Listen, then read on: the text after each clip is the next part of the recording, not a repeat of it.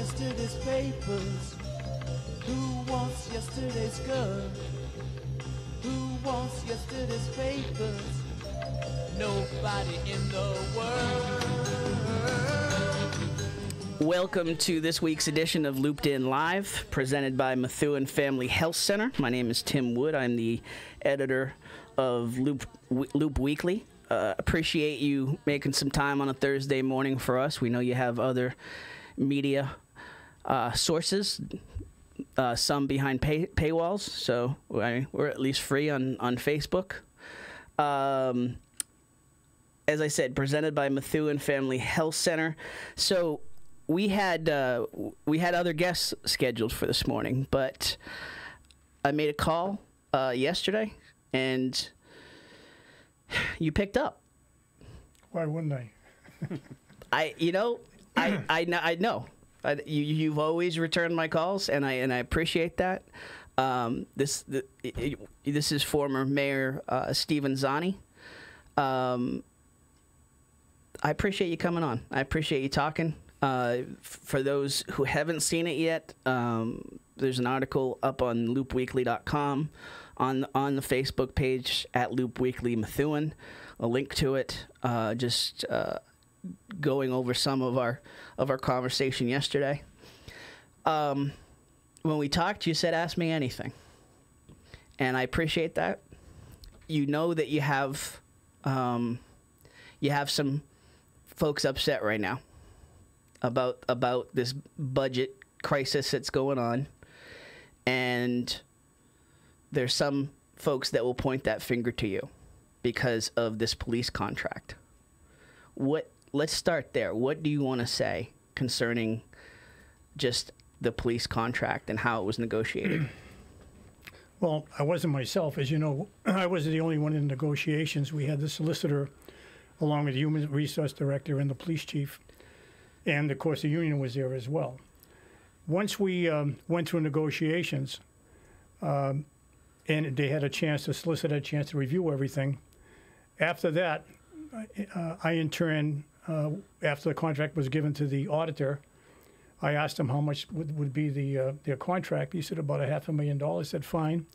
In turn, drew it up, gave it 10 days in advance to the city council for their review. And then they, in turn, of course, voted on the contract. The only question was asking me, what's the percentage? I said 0.22. There is no intent here of gouging the city. I don't think the police were trying to gouge this. All these numbers, I think there's an interpretation issue on this contract. I don't see it that way, and maybe the interpretation is different. I know there's 3 or 4 different scenarios out there talking about the contract.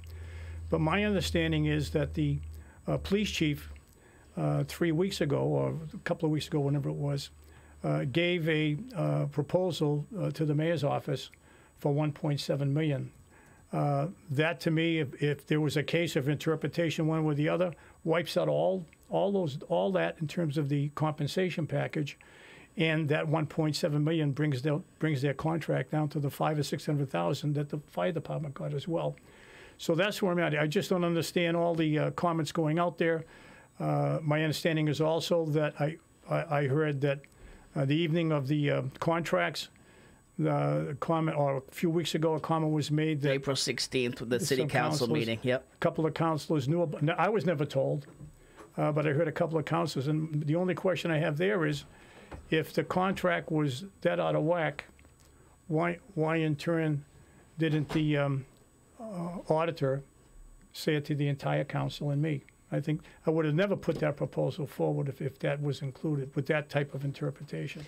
So where we're at right now, the city auditor Thomas Kelly, the numbers have been out there. There's been a lot of rumors about the numbers and the elephant in the room for months now, but the city auditor Tom Kelly put the numbers out there in terms of what their interpretation is. What I hear behind the scenes is the union agrees with that interpretation, that those numbers are that high at this point, and that's what will be interpreted. That's what they expect would be interpreted if it went to a lawsuit.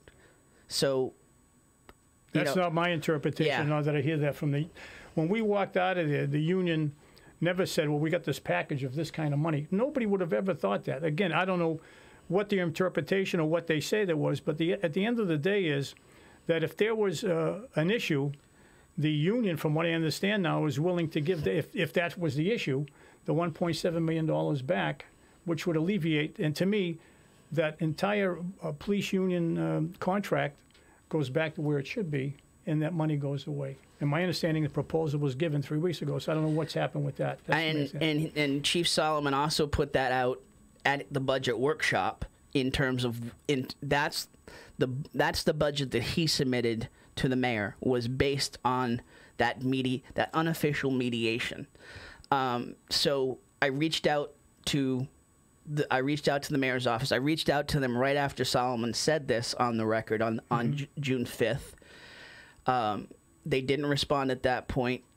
They responded yesterday, and they basically said, I don't have the quote up in front of me, but they basically said, Paul Fahey, the chief of staff, said that, the mayors, while they appreciate Solomon's efforts, that they did not empower him or ask him to negotiate on the city's behalf, and that they're in ongoing negotiations. And when I asked them about why they haven't acted on Solomon's offer, there was a no comment. So just to get you up to speed on where they're at. Let me ask you this. Like I said to you before we went on air, we're both football fans, Curry College. The quarterback, the idea of the quarterback gets the glory, the quarterback gets the blame. In this situation, you were the quarterback of the city in this situation. A lot of folks are saying, how didn't you know that the language in there was different? And how would you not know? How would not just specifically you, how would anybody in those negotiations not know? That I can't answer. There were other people in negotiations there with me. That's all. That's all. I think that's all anybody's asking for is just honest answer. And the team effort was that nobody saw that. Yeah. From what I understand. Because a lot of people take that. A lot of people have already taken that leap, Mayor, because of a perceived public perception of past history in the city of corruption, for lack of a better word. They've already made that leap to not even allow you to answer, essentially. They've already said, it can't be that nobody knew. Yeah, I'm here. I'm not a lawyer. Absolutely. So when it goes through the process, it goes through the process of the solicitor, the human resource director, and then to the auditor. And then for that contract, which was given to them, councilors, 10 days in advance, they in turn had a chance to read it as well. The night of the meeting that they voted on the contract, the auditor at that point never said a word. So did he know? Then all of a sudden, over the past couple of months, I'm reading about the fact, well, the interpretation is different, and now this large amount of money is being offered. I don't think the police department wants that either. I've had a good relationship with the police. I have a great relationship with all the departments, and I want people to understand that this problem will be solved. And I think the $1.7 million, the proposal is a good proposal that will get rid of all this. And then my other thought was, on the school side, I think the offer was $76 million. You take that $1.7 million, if that's part of it's a domino effect. Everything's solved. And put it into the school budget, and that brings all the teachers back as well. So when a problem arises, you got to look for a solution. Absolutely. As opposed to pointing fingers. And I'll be honest with you, I'm the one. Yes, I negotiated the contract, no question about that. But the interpretation was totally different from what my legal team was there, along with the human resource director, and then giving it to the auditor, who in turn never said a thing to me. I mean, if this thing was so blatant at that point, why wasn't a comment made? Why wasn't a comment made to the councilors, all the councilors? And I'll leave it at that. I don't want to point fingers, but the end of the day is that I went through, as I have when I've been here for 6 years, there were no issues. Basically, not only balancing budgets, but more importantly, keeping the city moving in a very positive direction.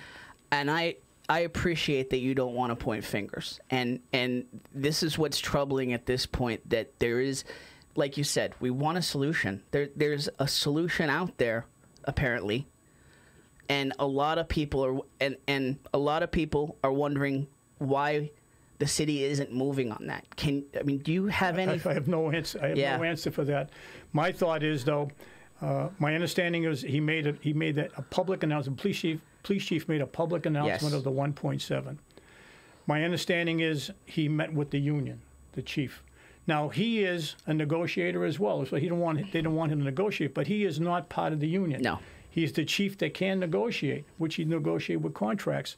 So at the end of the day, if he went through that with the unions and they in turn said, look, we're willing to change this to the $1.7 million back, to me, that's you don't need anything there. The question is that you're going to give back the $1.7 million, and in turn, if that's the case, which they would accept, then in turn you could take that money, put it to the school side, as they just said, and the problem goes away. So that's the way I see. I don't know. I don't know the inner workings of what's going on, and I know the council has a rough this year going through the budget. They're trying to make the cuts to help out as well. But at the end of the day, I want people to realize that the intent here, and you point the finger, which I understand, is I negotiated with the group, with the team. Yes, I did. I'm not the lawyer, but I have other people. In turn, we went through it. You can even ask the unions. They never said that all this stuff was going to be given in the base pay. They didn't walk out and say, "Oh, we're going to make." If I had known that, but I've heard this interpretation. Even though I know that the auditor is putting out these figures, I'm hearing there are different interpretations. What, I don't know. I haven't been involved now. So that to me is a solution to the problem. And what it will do is won't pit the police against anybody as well. That to me is important. It will help the school situation. And at the end of the day, it'll solve I've got a lot of calls at home from people saying, "Gee, what's going on here?" I said, "You know what? Let's see what happens." There's a proposal on. My understanding, proposal was given. I could be wrong, but that's my understanding. So let me just clarify that. I've spoken to Superior Officers Association President Greg Gallant many times, and you obviously understand this. He has to be very careful in what he says, right, because there is a signed contract, and he has negotiated for his union, and he has to be very carefully to make sure that signed contract is still enforced. Viable, yeah. So, but what he has said is that he trusts Chief Solomon to negotiate on their behalf, that in talking to the city, that they live here, that the police department has consistently worked to improve their public relations, their community outreach. They live here. They have kids who go to school here, and they want a solution to this. He's not going to say this is a misunderstanding, because that would void the contract. But he is saying that a proposal, that it is out there, and they are willing to talk. And he has said that his quote today was, "We're hearing crickets. We're not getting anything from the city, despite what the city is trying to put out there and saying that there's ongoing negotiations." So just I want to, because you said that's what Gallant and has backed up. So I guess, let's take a quick break. You are listening, you're watching, you're listening to Looped In Live, presented by Methuen Family Health Center. Many more questions. Thoroughly appreciate former Mayor Stephen Zanni coming in today. We will continue the conversation right after this here on Looped In Live.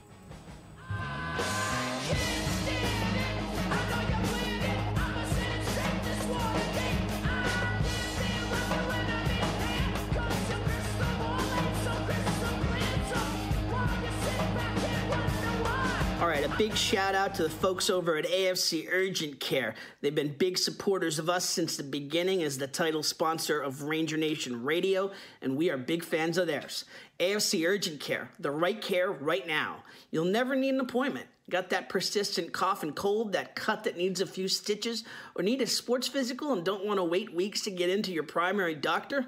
AFC's streamlined approach helps you be seen quickly and feel better fast.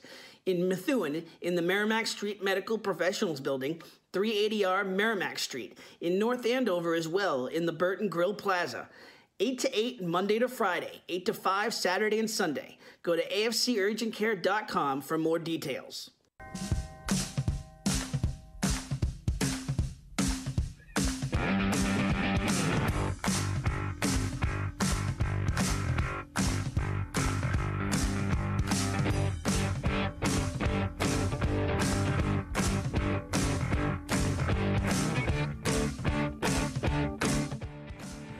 Back on Looped In Live, presented by Methuen Family Health Center.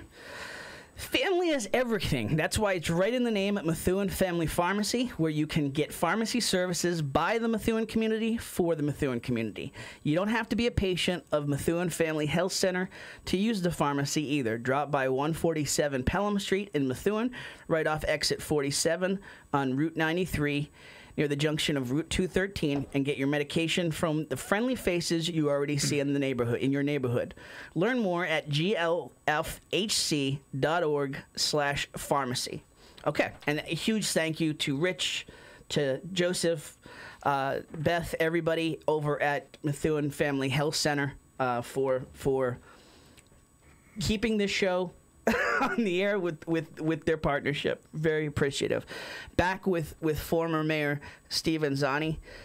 Okay, so I think one of the things we left off was the fact I'm here not to blame anyone. I think I said that earlier. Okay, but and I completely understand that. And you have lived here a long time. You live here now.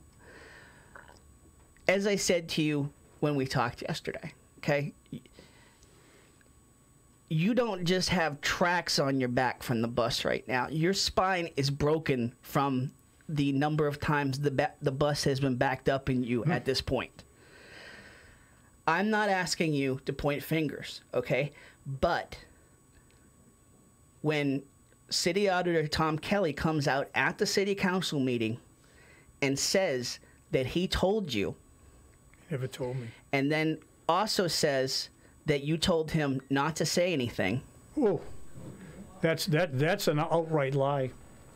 Just to let you know, Tim, that's an outright lie. This is the first I've heard. The first comment you made, that's an outright lie.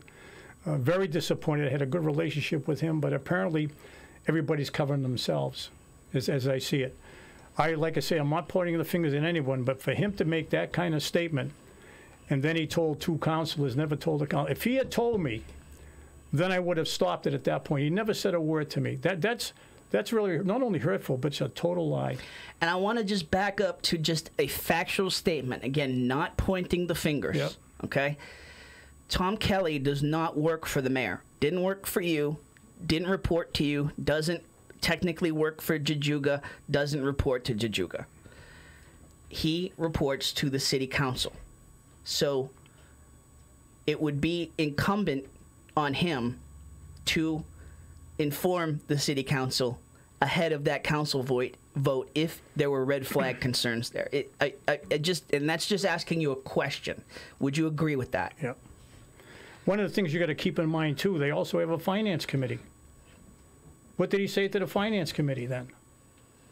And so the finance committee at the time was, I believe, George Kazanjian. I don't know. I forget. Yeah, I mean, and we should know that. I think I know, but I don't.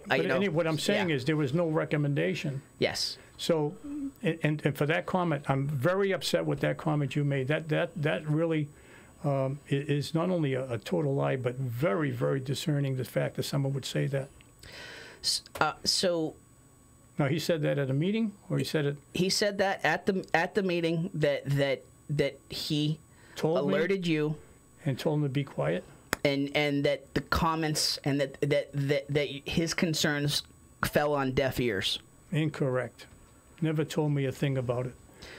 And I just can't understand how this the way the process worked is, I went through all the contracts. And everybody was the same. Now, for them to say, from what I understand, the new proposal is they're putting a lot of these extras, the clothing allowance, longevity, the Quinn bill, all into the base pay, which when they double it up, that's where Just that's what escalated it. So my understanding is, even according to that was not their intent. So I don't know where the heck that came out, but nothing was done. I left in December. Nothing was ever said. And so, it still wasn't said after. Yeah, it still wasn't said. I think it went for a while yet. And it really was not officially said until just early in June. The numbers were not officially put out there until early June, although anybody who read the contract could see where that language, as you said, could legally be interpreted the way differently. Yeah. So that my whole premise to this whole thing is, and not pointing fingers, as I said earlier, and not blaming anyone, is the fact that there's a proposal that was given to the mayor's office. We're talking strictly now of the police, for $1.7 million. If the union is agreeable to that, what it does, it takes all those ancillary things such as the Quinn bill or not out of the base pay. They're still going to get their, which they get every year, the $1,000, but it takes it out of the base pay, gives them their 022, and the $1.7 million comes back to the city. That to me seems like a very viable solution, and would make this whole thing with the police department, because right now they're thinking the police department is gouging the city, pitting one group against another. And there's a lot of concern out there that this was some sort of collusion to I don't know, to overpay the police between you and Solomon and the union. That's not. When I negotiate, everybody's on the same page. I did it honestly, openly. There was nothing there hidden. We walked away. I thought we had a good deal. And at the end of the day, like I said a few weeks ago, so I think the union there is trying to give back what they're trying to do with that proposal. Now, where it goes, I don't know. But to me, that will solve that problem initially. And just to be clear, because, you know, Greg Gallant has been very accommodating in terms of talking. They don't have to say a thing at this point. For that matter, you don't have to say anything right. At this point. I just want to be very clear. We are not putting words in the union's mouth. This is your opinion that it was not your intent and it was not their intent. Correct. So one question that continually comes up when I discuss this with folks: why wasn't Kelly in the room on the negotiations? I be honest with you, I've never had him in the room negotiations. He's the auditor. I have a team. Even in the past, even with the lawyer, and I felt that was adequate. You know, I didn't. But then when I was done, then he in turn would get the contract and see what the cost would be. Throughout, there was probably 8 negotiations, nine negotiation sessions. Throughout that process, 9 with them. There were 9 different unions I dealt with. Oh, okay. So, but I don't know how many sessions we had with them. We had more than several. one. Yeah. Was he kept in the loop? No pun intended. At the end, yes. Yeah. At the end, once I got the final contract, then that was given to him. And in turn, that's when it was. I asked how much it would be, received that number, and in turn moved it forward to the council, which they had 10 days to review it. There was no comment coming back from any, at that point. And I felt as though it was what I had thought. And that evening, the contract was voted on. And nothing was said between Kelly telling me anything that night. When we talked yesterday, I asked you some very pointed questions, and I told you that, the language out there on social media, around the community, is harsh.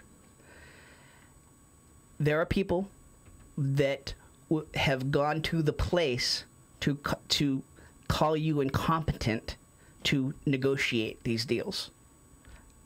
I just, I want to let you respond to that. Well, I don't know about who's saying incompetent. but I negotiated different contracts over the years I've been there. And without by the way, an issue. Yep. And have been fair and equitable with all the unions. Some of them I was harder depending on what it was.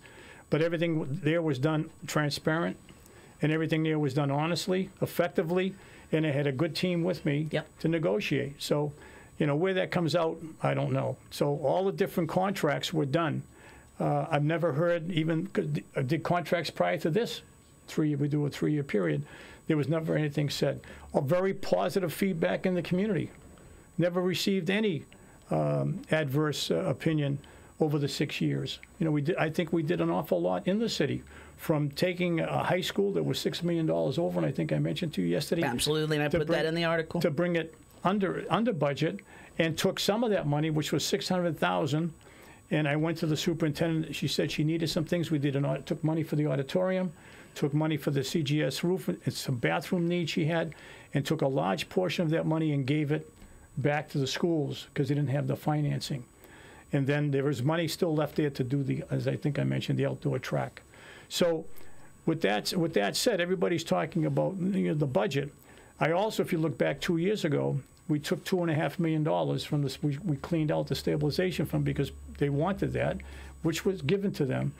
And then last year, nothing was said. I said, we had no stabilization fund anymore. There was no money left. And what you got to do is you got to go up on the tax rate. And people look at the tax rate. Last year was $150 or thereabouts, I believe. You know, people were complaining, you know, how come we're going up to this much? But I had to look at the schools, too, to give them what they could. I don't know what a $2 million projection will be on $78 million.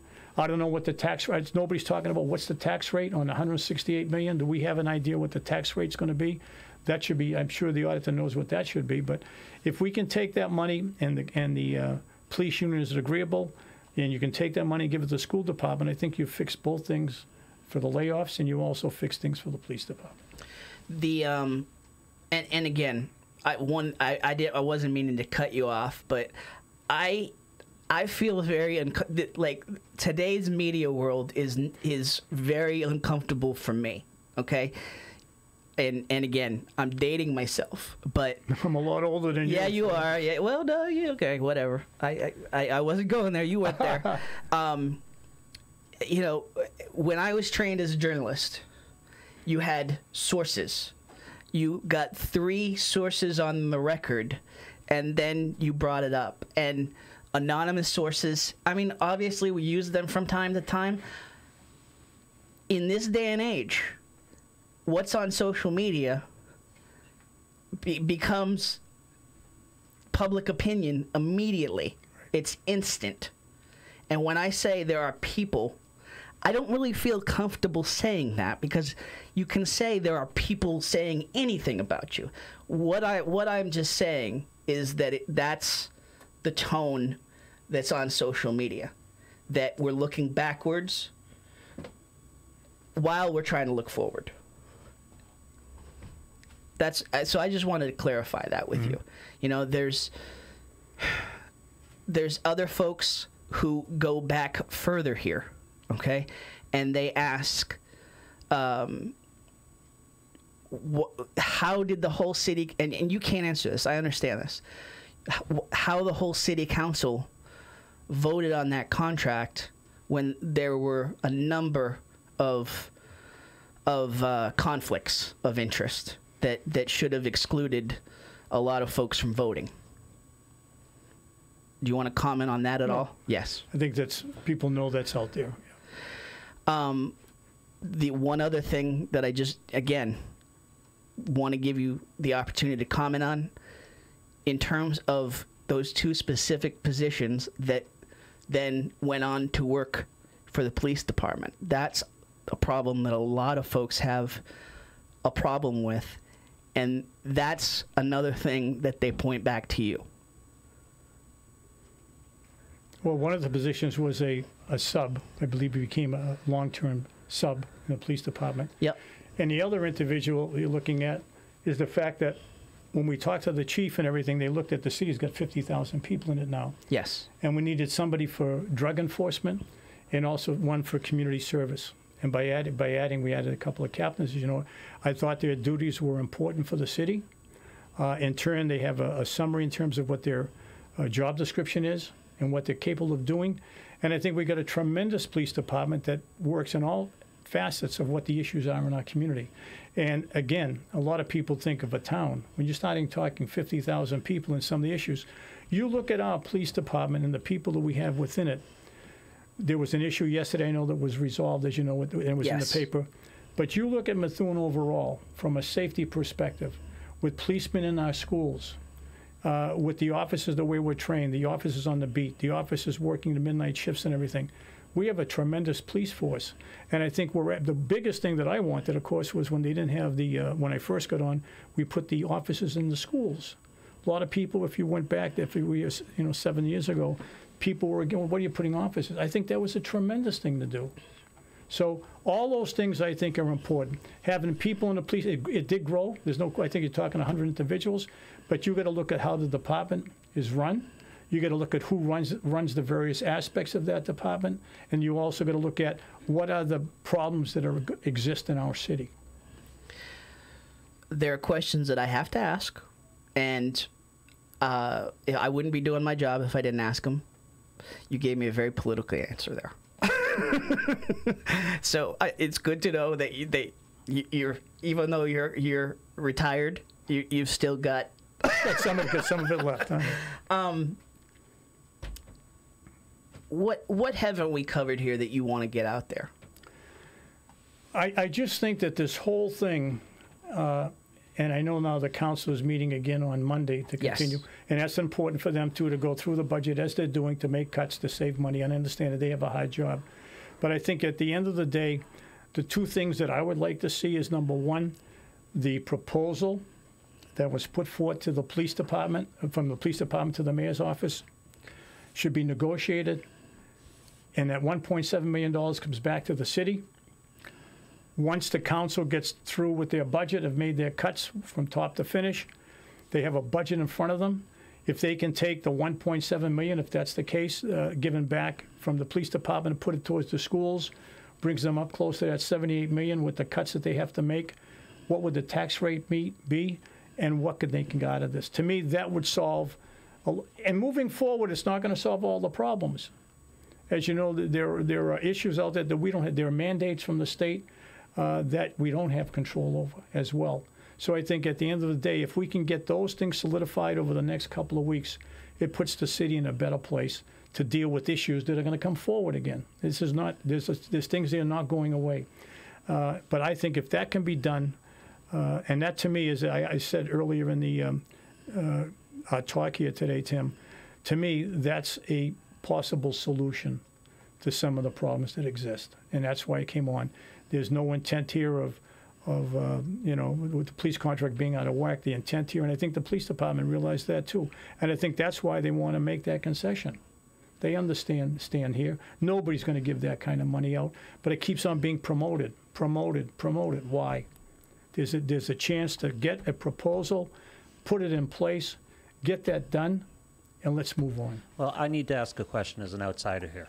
We have, and we don't want to point fingers at anybody, but we're dealing with a mess right now. And as a taxpayer in Massachusetts going through municipalities, I need to understand, we need to do forensics on what happened here. Because a contract negotiation with a union should come out to one number. And this came out with at least two numbers. So something malfunctioned. And to avoid it happening again, we have to figure out what that is. How would you characterize, what would be your estimation? You have a unique perspective on this. What happened? How did we come out with two different numbers on this contract? My understanding is that the numbers that I received was the $500,000 to $600,000 initially and I went on that premise. Mm-hmm. My understanding was it wasn't going to be into the base pay. Right. Apparently it was put that, but and we had legal, the solicitor was there as well. Nothing was ever mentioned. And then as time went along, then these issues came up. So I look at it, I negotiate in good faith. I think the police department negotiated in good faith. And in turn, all of a sudden, these numbers just way out of whack. And nobody's going to I wouldn't put up with that. Why would I even want to put a contract like that forward? And my other question is, once it goes forward, where were the people in place to make the comments, So if that's the case? The vetting of the contract, the actual contract itself, the vetting of the contract is where this fell down. Yeah. Okay. Because again, you're not a lawyer, you're not writing a contract. Yes. People write contracts, people vet the contracts, and this is where these discrepancies are supposed to be brought to light. Yeah. There, this, you worked very hard in your 6 years. As you said, you did a lot of really positive things for the city that continue to move forward, including what you started with the downtown, what you helped move forward as part of a team with the rail trail. This could affect your legacy. I mean, that's gotta hurt at this moment. I'm not trying to play the Barbara Walters crying card here and asking you that question, but I mean, I think of myself, if I'm in your position, how do you feel about that at this moment? I don't feel good about it, that's for sure. Yeah. And I feel a lot of the good that was done, some of it, and I look at what's going on now, some of it comes down. In other words, does your legacy continue? Or they're saying, oh, well, he did this, and now look what happened. But hopefully the people see through that, with this one contract. I mean, and hopefully they get a solution to this. But when you go through a contract and you sit there and you negotiate with other people as well, including myself, put myself right there on top, is that nobody's talking about everything going into the base pay.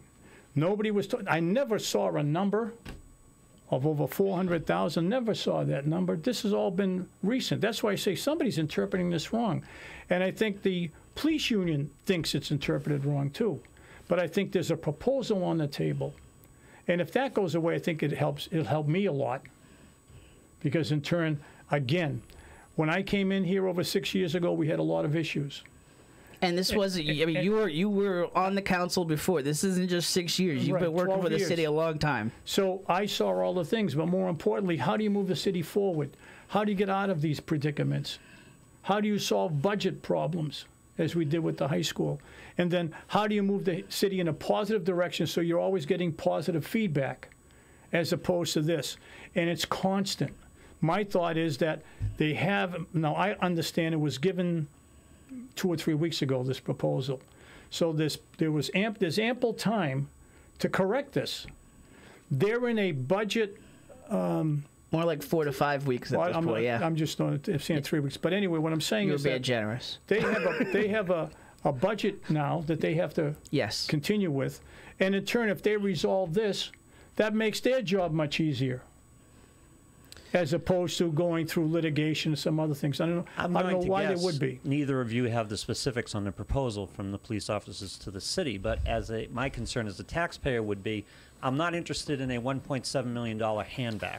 In other words, some of this needs to be undone, whether it be the overlays going forward on the contract, pension considerations. There are long-term financial ramifications here. From what I understand, a check back from the police department, the Superior Officers Union, doesn't quite get the job done. What I understand, and again, this is a proposal that's been put, but from what I have gathered from folks behind the scenes, is that not only does this correct the issue this year, but that the language, clarifying the language, they are willing to clarify the language so that this does not, because as we know, in terms of retirement, the superior officers get paid on, I believe, either their highest year or an average of 1 or 2 of their highest years. Right. So, as you said, and as a lot of folks have said, this wouldn't just be now; it would have a lot of long-term impact. From what I understand, is they're willing to correct that language so that it does not have that long-term impact. That the language would go back as intended.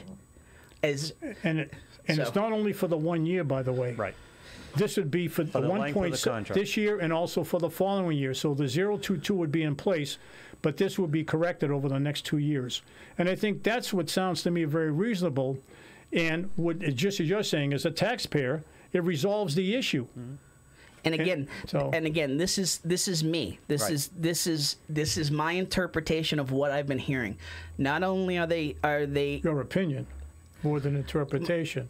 well, interpretation's a really tough word right now. Yes, I wouldn't even say interpretation. It's what I've heard because you know, as we know, like That I'm not a scenario's- lawyer either. That scenario sounds like a solution, if it is in fact that scenario. What else? What other components that I believe I've heard, and don't put this in stone, as I've said, but that they're willing to forego the overtime the compartment of that, and that they're willing to extend the contract additional years at 0%.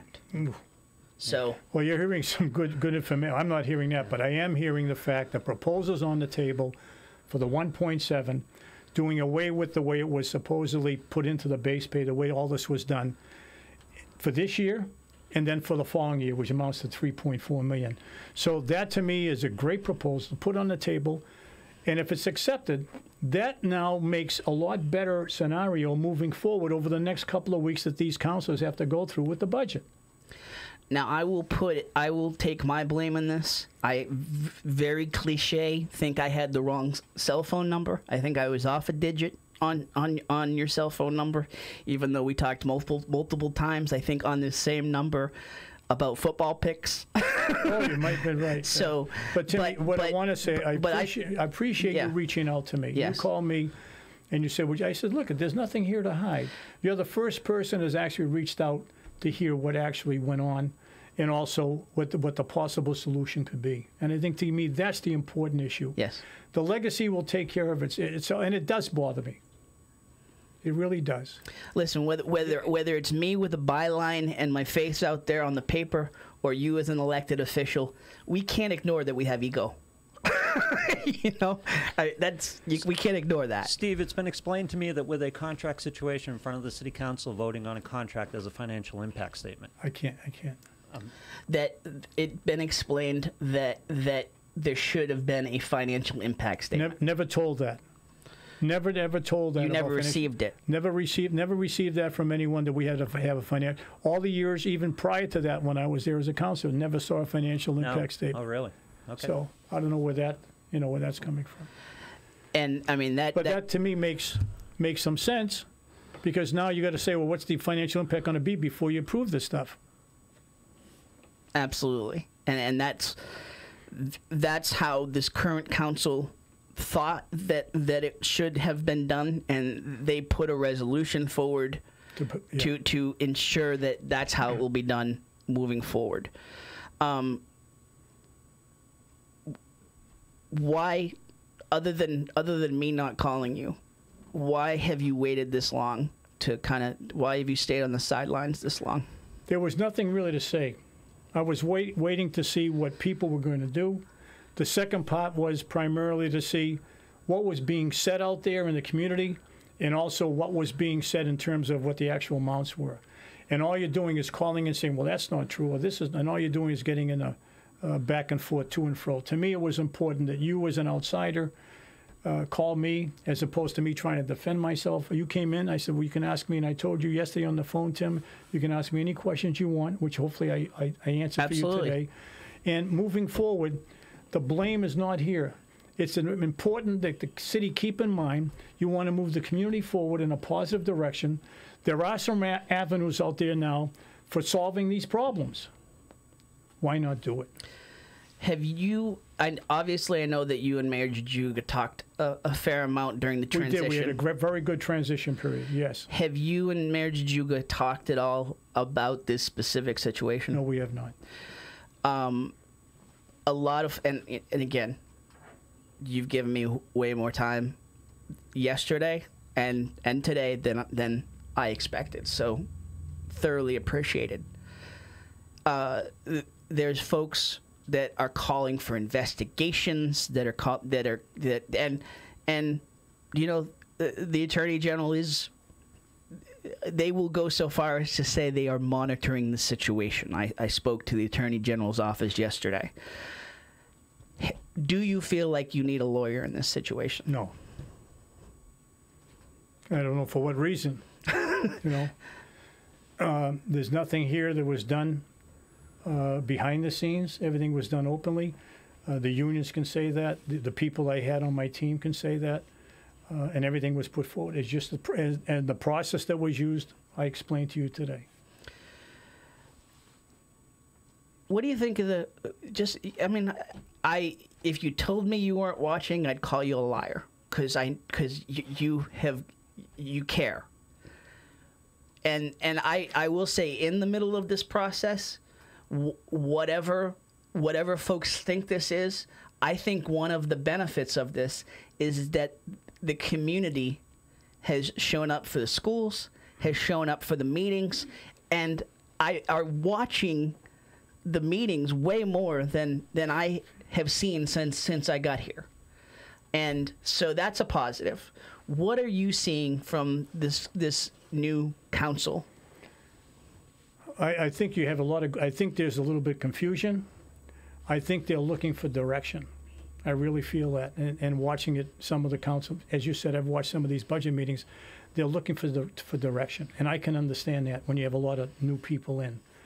So that's probably one area that I think there's a little confusion and there's a little bit, I think, the leadership aspect. So I think if they keep on going but keep on asking the questions, some of them are talking about maybe even bringing in somebody else to oversee, I don't know. But to me, that's the biggest thing that I see is that they're trying their best. But I think and some of them are doing, they're going through it line by line, making sure they're doing things legally too. And you started this process with the budget in terms of bringing in Collins Center. Correct. With outside, and they set up the whole budget review also with a brand new sheet that shows you how to go about the budget. So that all came in for them as well. What at this point? How's your health? Pretty good. Yeah. Take one day at a time. How's your wife's knee? My wife's knee is still hurting her a little bit, but she's doing pretty well. I've had some issues health-wise, but we're slowly working at it. Moving in the right direction, Correct. You feel? Yes. How's Curry looking for football this fall? They were 8-3 last year. As you know, that's why I played football. Yes. And Skip Bandini is a close friend who's the coach. He's got some great recruits. I took Jordan Perdomo down with me. One day I thought he'd be interested in Curry and stuff because he's going to go to Framingham State now. They won't play them unless they make the playoffs, but they should be good. We're building a brand new state-of-the-art field house. It's going to be built right behind the existing football stadium. And it's going to be a state-of-the-art for both boys and girls. So they're starting that program they're starting the building in September this year. I asked you some very difficult questions. I wanted to end on a couple of good off topic and just life questions. I got big shoulders. I've always had that. I'm not afraid, Timmy, to answer questions. I'm not afraid to say what I have done. And if there's people that have to reach out to me, I'm more than happy to talk to them as well. As I said, I appreciate you talking to me yesterday. Appreciate you coming on here today. Very short notice. We talked yesterday afternoon, so you had less than 24 hours, and you didn't even balk. There was no balking. So I really do appreciate it, and I think a lot of people appreciate it, and quite honestly, are very happy to see you. There's a lot of you have your detractors, you have your supporters, and I know for a fact that a lot of folks are going to be happy just to see you.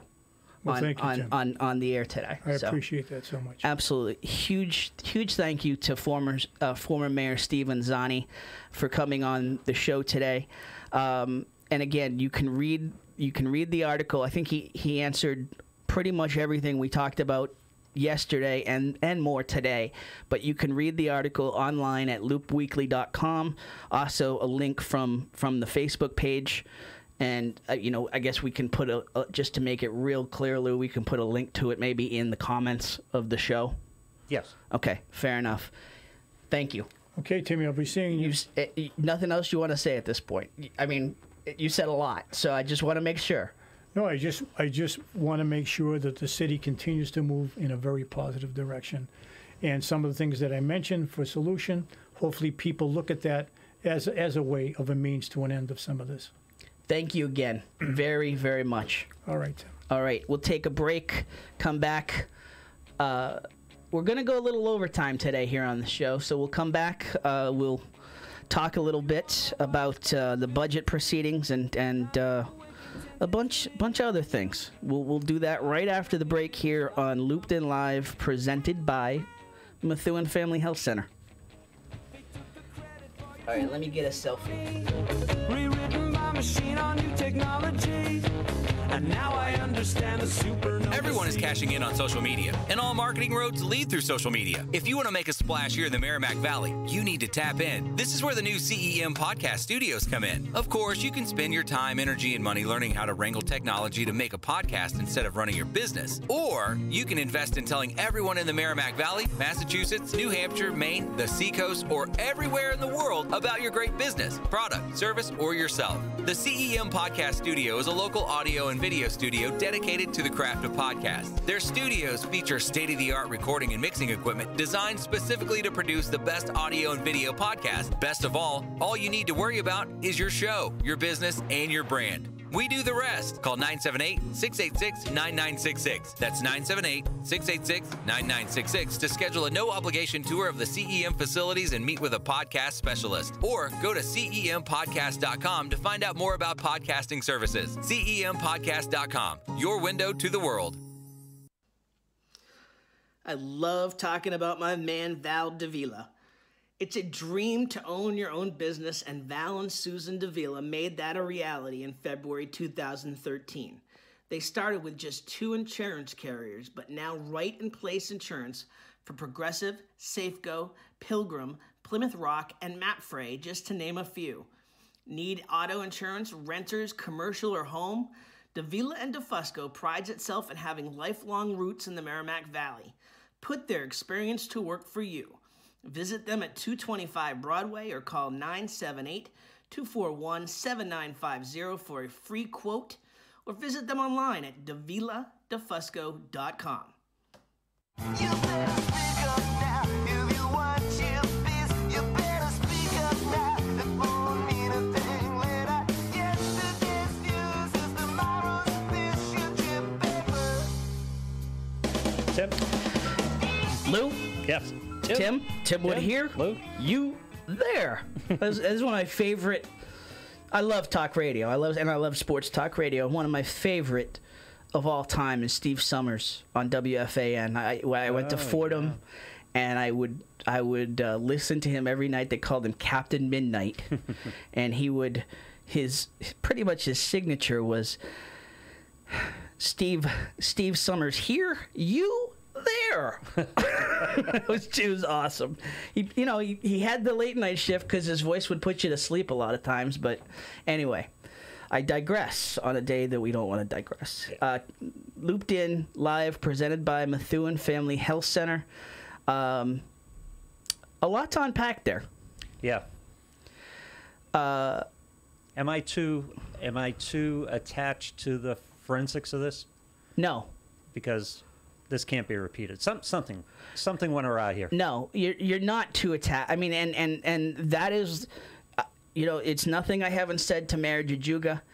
One of Mayor Jajuga's first statements in this, when he came out at the April 16th meeting and was talking about this police contract situation, the council asked him, Steve Saba asked him,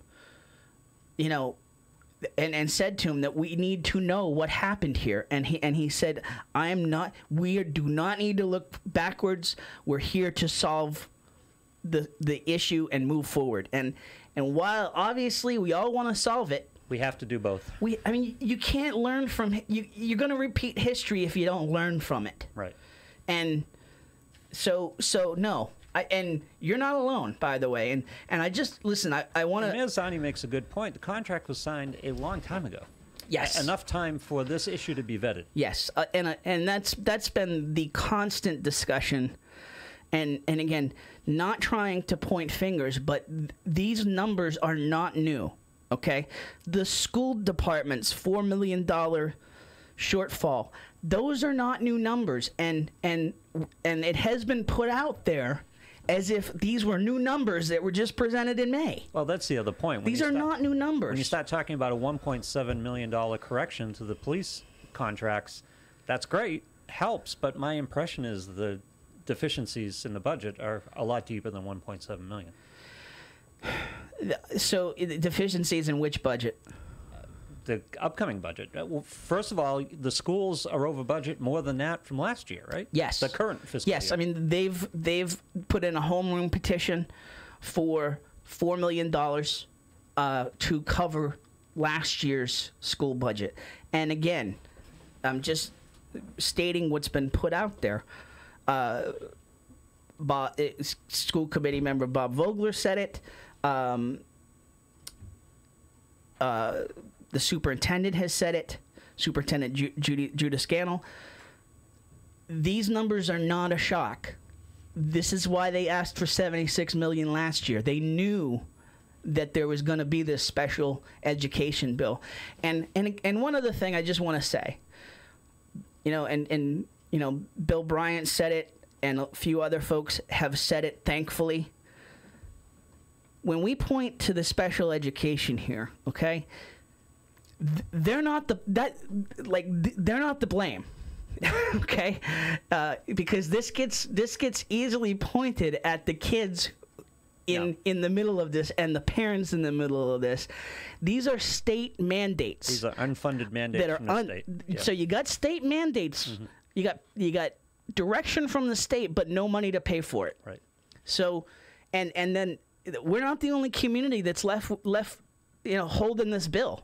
But as you've pointed out on numerous occasions, Methuen ranks very low on spending per student, school spending. We are almost $3,000 below the state average per pupil spend on in-district students. So you don't have a margin for error for these mandates, which the state and, by the way, the federal government both are very, apt to drop in here in any given year. This is not unfunded state mandates, unfunded federal mandates are not uncommon. We know these things are coming. So I just want a couple things I want to point out. We had some technical difficulties ahead of the show, so I was not monitoring the comment stream as the show went on. I tried to I asked some folks if you had questions, let me know and we'll ask them. And then the other part of that is we didn't take calls. We had a lot of ground to cover there, but we're going a little extra here. If you want to call in and discuss what you heard, again, we're live here on Thursday at 12:04. So if you're watching live right now and want to call in to discuss what we just talked about, the phone number would be. Putting it up on the comment section right now. 978-659-0072. I will commit that to memory at some point, I promise. So will I. Yeah. I haven't yet either. Yeah. So. I'm still copying and pasting it. 978-659-0072. So even with the give back of my impression is even with the give back of $1.7 million, if that turns out to be true and turns out to be the way we outlined it, we still get major issues. The city still has major issues. I don't want to speak for the unions. When you say we'd still have major issues, well, how much money is needed to cover? Does that make the contract whole? I mean, does that make are the schools funded at that rate? Okay, so the rate you want them to be funded at? That would cover and bring back the police contract into a realm that they thought or that was, reportedly and intended to be. That would put it there. When you look at scale here,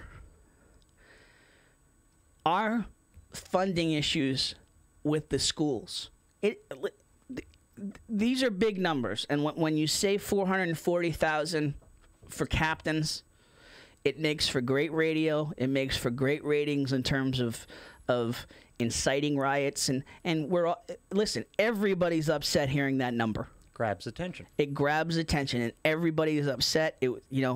Jeffrey Cooner on RKO yesterday got into the fray. I'm really shocked that the Boston media hasn't jumped into this sooner. Yeah. But Jeffrey Cooner jumped into the fray yesterday and said all the things that everybody's thinking. Like, this is obscene. Yeah.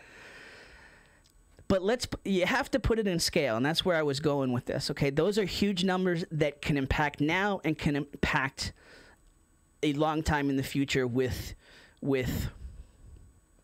I'm not a math guy, but the superior officers, a handful, tens, maybe 20 total officers, long time into retirement.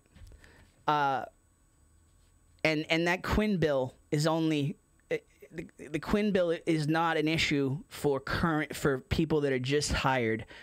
That only began a few years ago. Now, I believe all of the superior officers were hired when the Quinn bill was in effect. Right. So, but in the scale of this, when you talk about where we are with the schools, no. Yeah. This doesn't solve the school issue by a long shot. It gets us closer, but it's still, the schools have asked for $82 million. The schools have asked to be regularly funded and to not have to have this fight every year. The school officials have said, and I think we've said this on the show, but that if the schools had been just evenly funded at 3% increases over the last, let's just say the last few years, even the last 5 to 6 years, if they had been funded at 3%, we would be at about $78.5 million now. Mm-hmm. And again, that is just, there are a lot of other numbers that come to get us to a final spend number when you factor in grants and state funding. But what the city is spending is it would be at 78.5 if they had just been funded at 3%. Right. I'll ask you the same question I asked the mayor in regards to the schools, because oftentimes what we run into, especially in this state and in politics in general in these days, is we misidentify the problem. So our policy stinks and doesn't address the problem and creates new problems while we're doing it.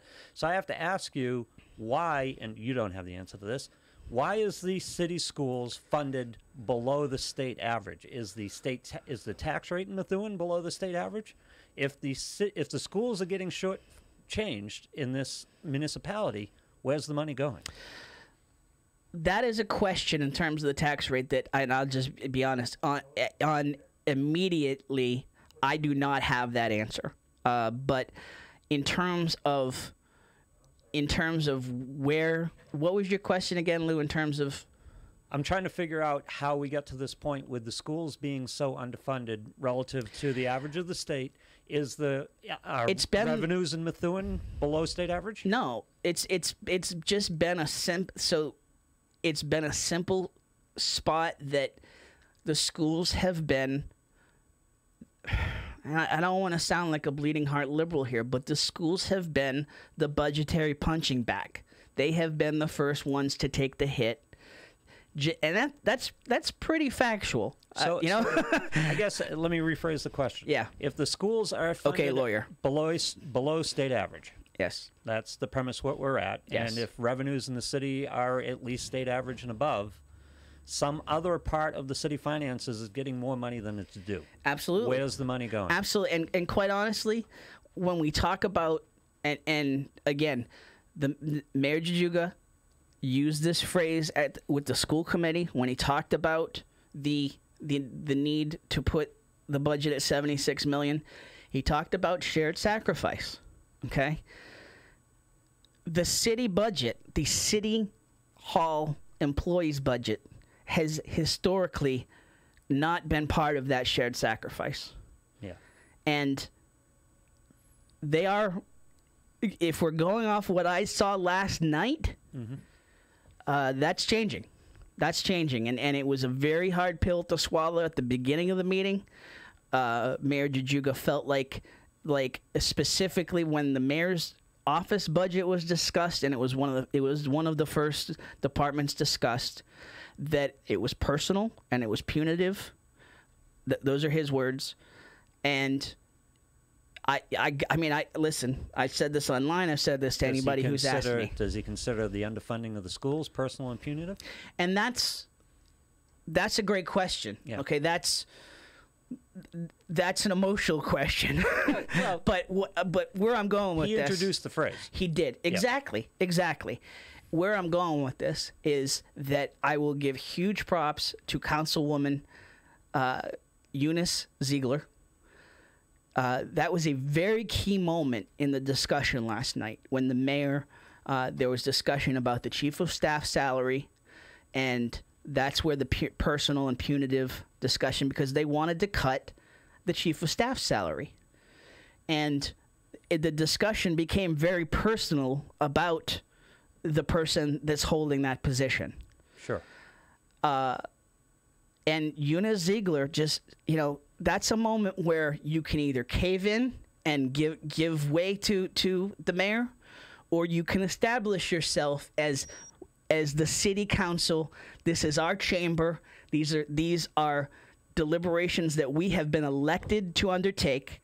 And that's exactly what Eunice Ziegler did. She said, listen, these are hard decisions. Hard decisions on the school side, hard decisions on the city side, hard decisions throughout 100 pages of this proposed budget.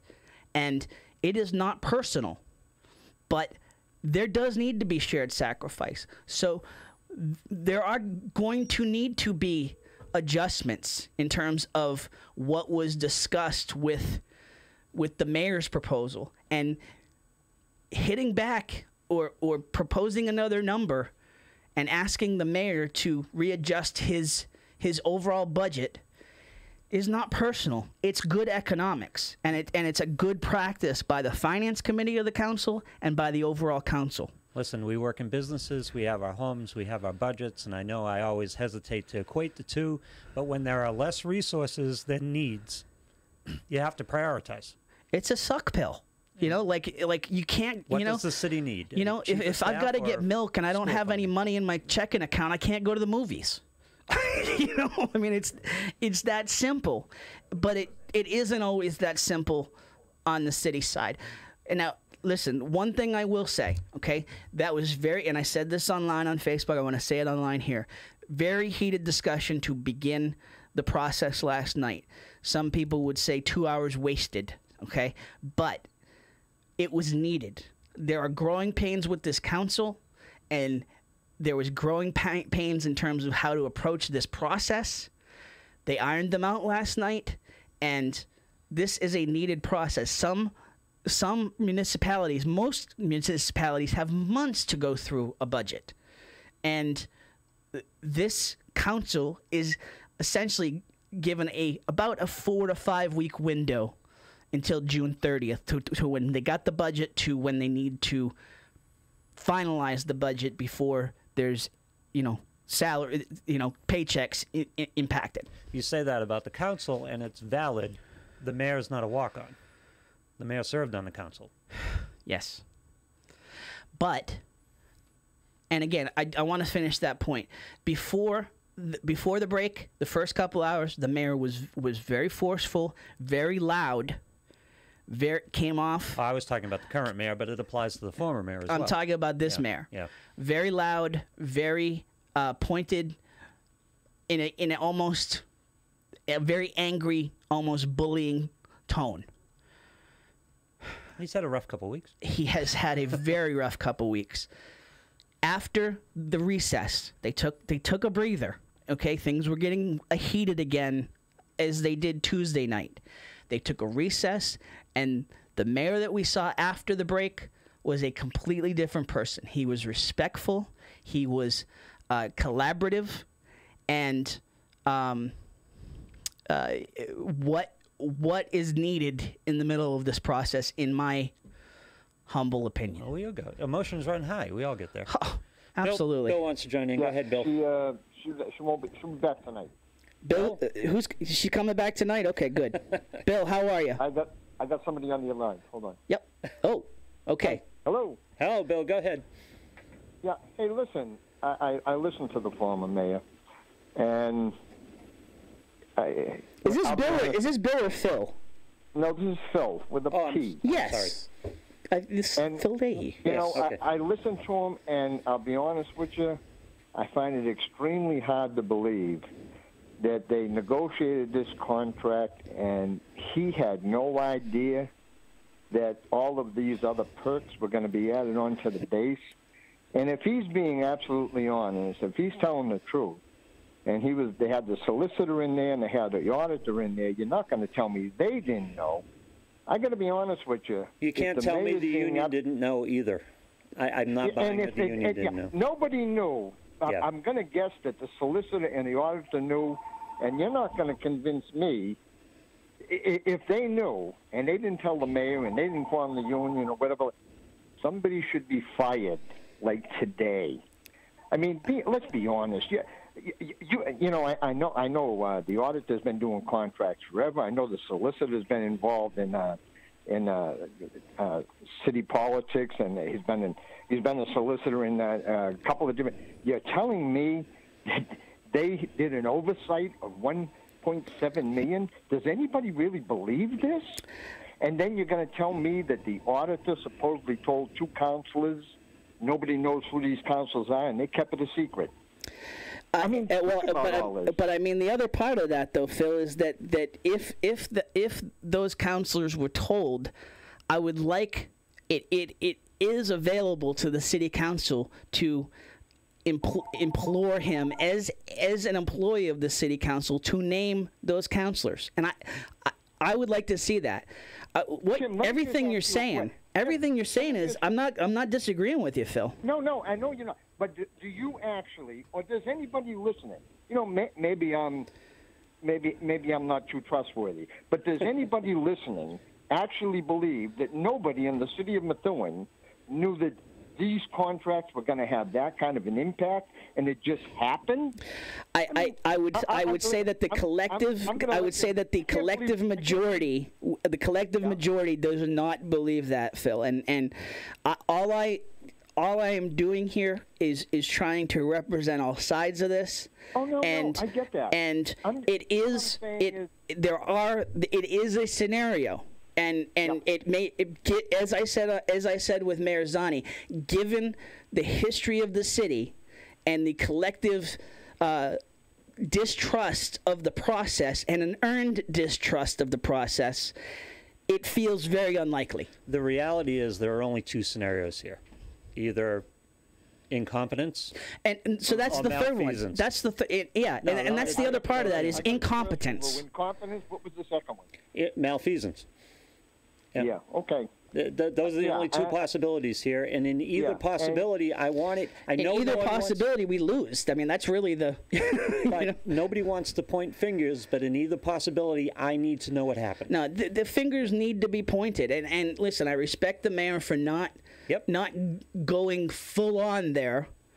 Okay, he did accept some of the blame. He responded to my questions. He did not. I will just say that he did not start out pointing fingers. Right. Okay, he responded to my questions. I'm going to let you get back on with your show. I can't believe Sid Harris hasn't called in yet. I'm going to let you go. But I'll tell you, I do hope that someday we do find out who knew, who didn't know, and if they didn't pass it on, you know, I think somebody should be, you know, taking some crap over it. So have a great show, guys. You as well. And again, thank you for listening. Thank you for calling in. Then thank you for the perspective. Listen, the one positive that I see through all of this negative is that people are watching now. I honestly just listening to folks who were not involved. I was just at Country Kitchen this morning, and you know, folks that I know don't want to be have never wanted to watch it, have never wanted to engage in it. They are watching, and they are now engaged in it, not to be political, but to fight for what they see to be the right thing. That is the one positive I see here is that you have a lot more people that are watching now. Now, as I have said, politicians historically are counting on you not to be watching. Right. And who knows? After all this is done, we may go back to not watching again. I really hope that's not the case. Well, they lit up 2/3 rails. They lit up the specter of tax increases, and they lit up the specter of school cuts. When you're talking about kids and people with their property taxes in the state, people tend to listen. Now, one place you went with property taxes, okay? And again, I don't have that answer specifically, but two things that I have heard in the middle of this process. Doug Drapo, a longtime resident, he got up and spoke the other night. He brought up the possibility and the fact that other municipalities have a school tax built in that helps to automatically get a school to a certain funding number.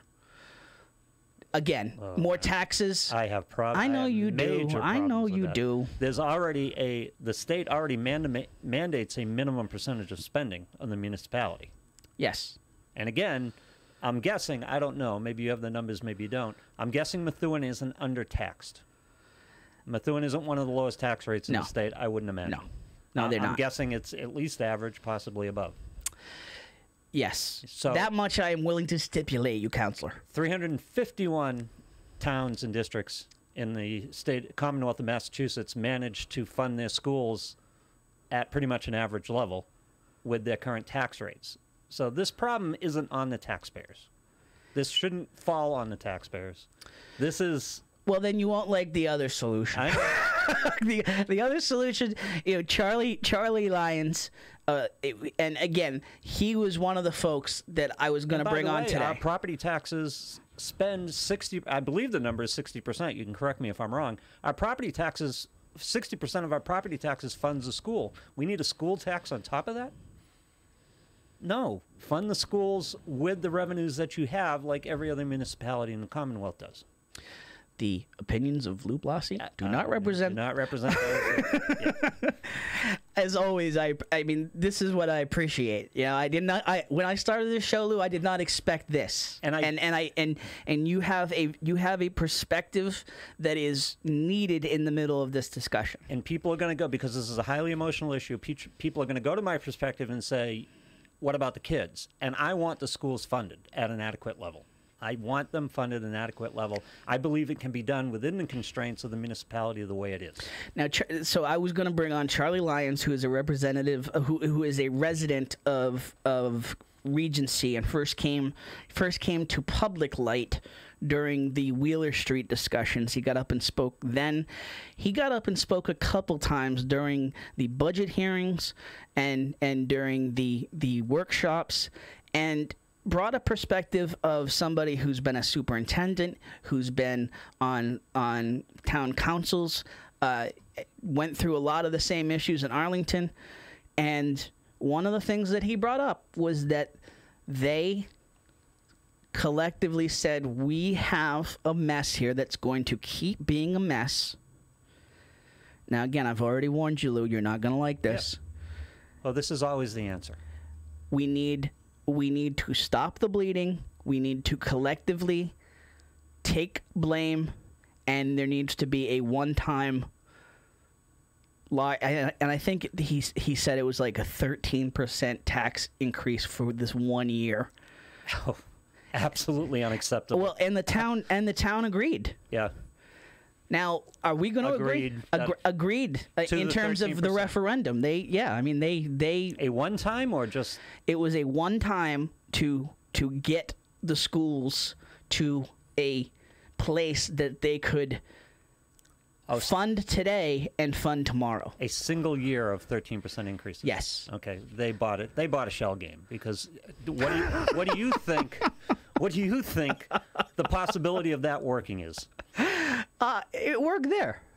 In his humble opinion, it worked there. When did this happen? See, and this is why I wanted to bring on Charlie. Charlie was one of the folks we were going to bring on today. He could only be available till noon, so we will bring him on next week. And I also was going to bring on Nick DiZoglio, the vice chairman of the school committee, to just discuss. Let me ask you this: has a teacher's contract been negotiated since that 13% increase? I do not know the politics of Arlington. If you're going to tell me 13% is going to pull them out of a hole for a year, maybe two, I'm willing to buy that. Long-term fix? Of course not. And by the way, one of the things in the middle of this discussion, okay, the number that's being thrown out there that gets us whole in terms of the schools right now, or at least gets us to where we do not have to lay off anybody, or let's put it this way, we can attempt to bring back those we laid off, okay? Because they already have pink slips. Because and you're talking by collective bargaining, they have to know this in enough time to be able to go out and get other gainful employment. Several districts do this on an annual basis. Yes. Just pro forma. Oh, absolutely. Yeah. And yeah, I mean, that sucks though. I mean, to just start from scratch with every teacher?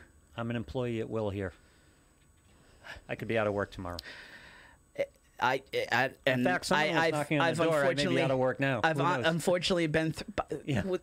That whispering wasn't about me. No, was it was not. No. Okay, that made us both nervous. Oh, sorry. No. There was some whispering behind the glass, but that's a little inside baseball. 4 baseball. broadcast entities in this building. There was technical stuff going on somewhere. So fair enough. Yeah. That may have to. That may. Anyway, so.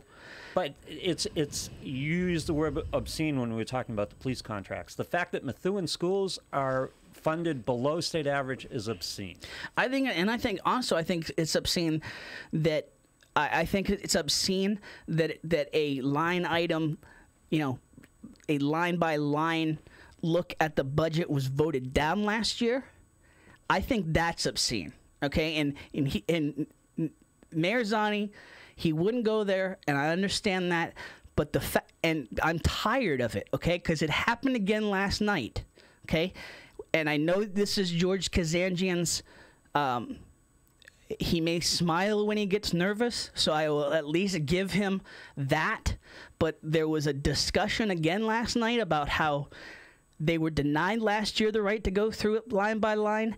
And Kazanjian, just as Jamie Atkinson did to me, Jamie Atkinson's was I implied it as a smirk via text, okay?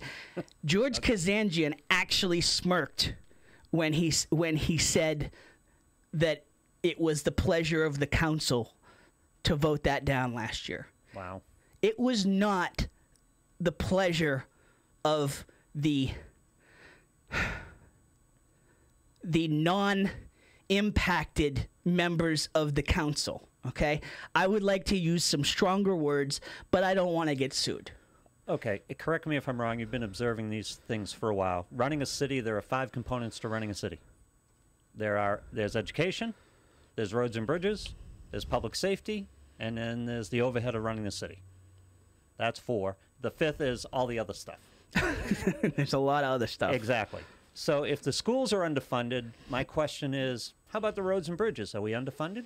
Or are we paying more? Where's the extra money that's not going to the schools? No, but you'll hear. I mean, is it going to public safety? When you talk about the roads list every year, I mean, there's tons of roads in this city that have potholes that never get addressed because you can only address certain amount with the Chapter 70. I want to say money that they get.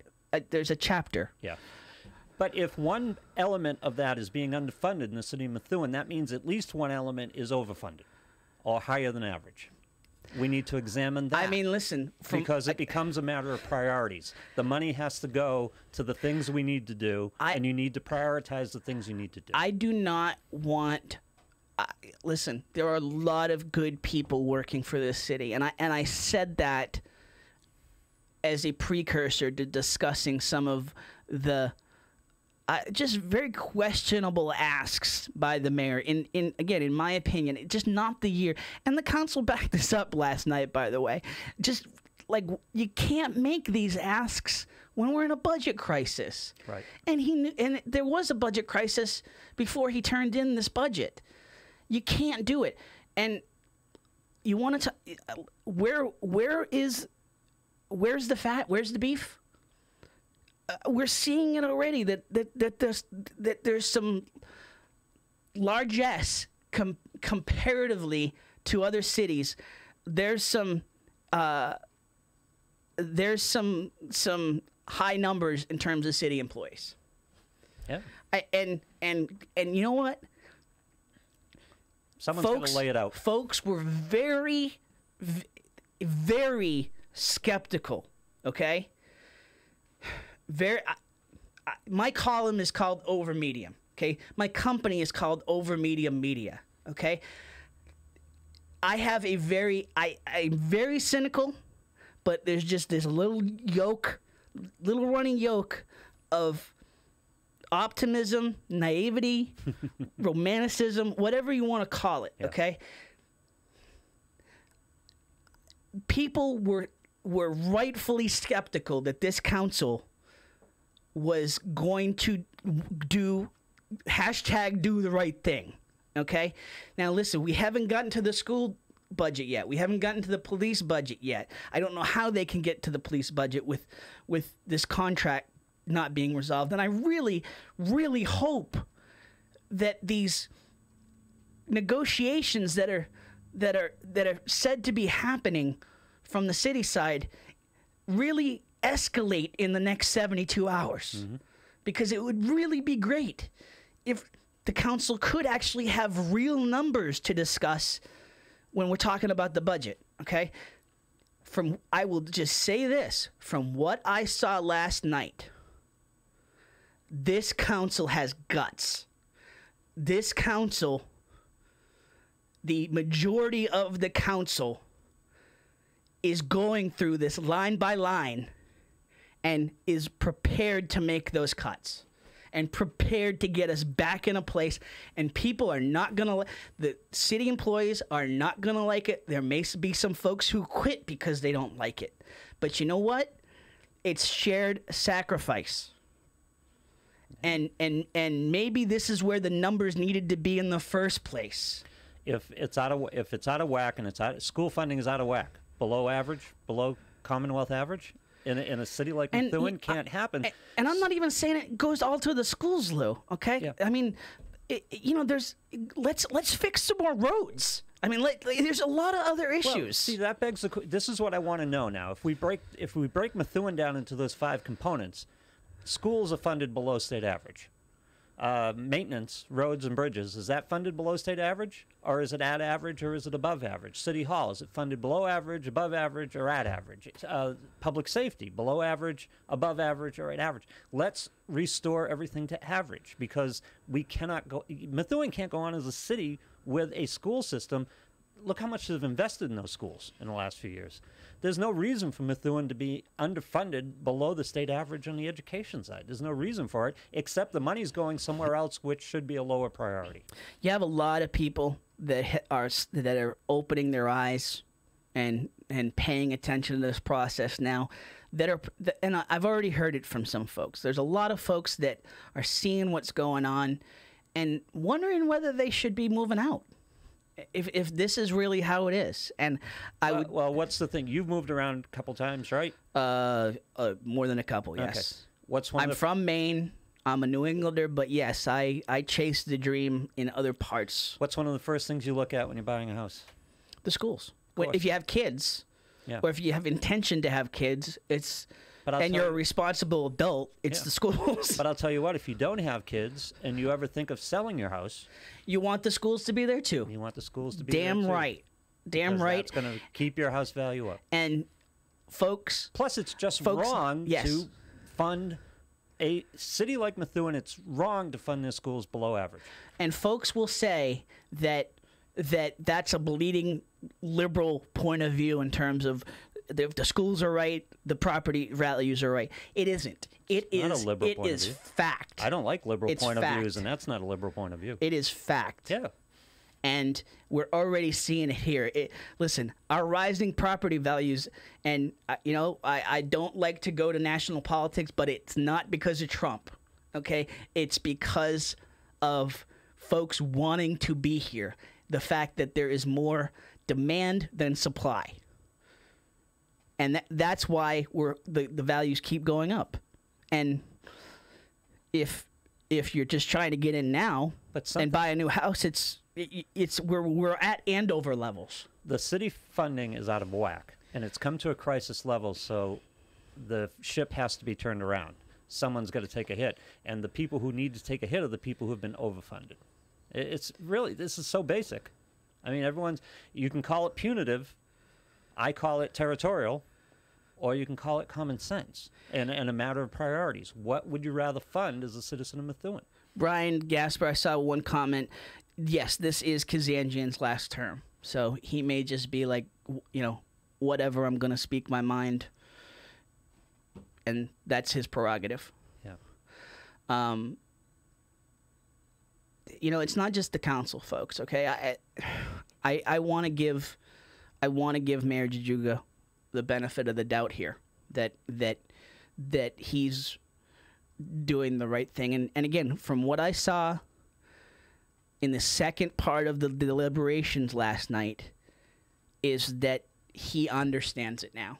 He got it. I don't know what light turned on from Tuesday night to mid Wednesday night, but that is the James Jajuga that a lot of folks knew as a leader from past career.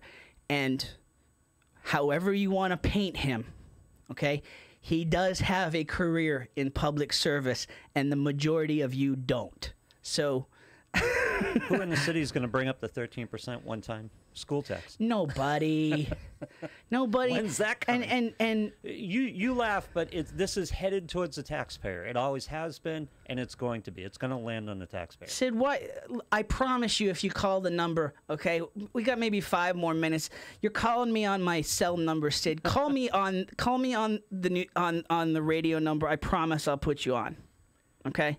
And by the way, a lot of taxpayers would be willing to give a little bit more, but I'm guessing not in this context where we are at a crisis situation because of mishandling of the budget. Make People the share. will pay more money to a sound fiscal plan. This is not a sound fiscal plan. Make the shared sacrifices. Get to a sound fiscal plan. If we still have issues, then let's talk. I think that is where people are at. I think Steve Saba said it the other day. A school falls down or all of a sudden becomes uninhabitable and you need to go to the taxpayers for an exemption or a school tax to build another school.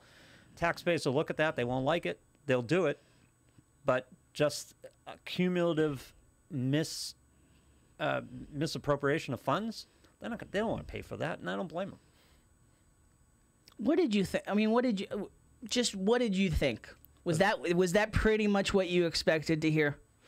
I mean, were you impressed? Were you like, eh? Or I mean, I was impressed with Steve. Yeah, I was impressed he sat in a chair. Yes, and answered the questions. Absolutely. I don't know where else the answers could have come from. And he said what he pointed fingers without pointing fingers. He did it in a political way. I just don't think that he went as far as he could go.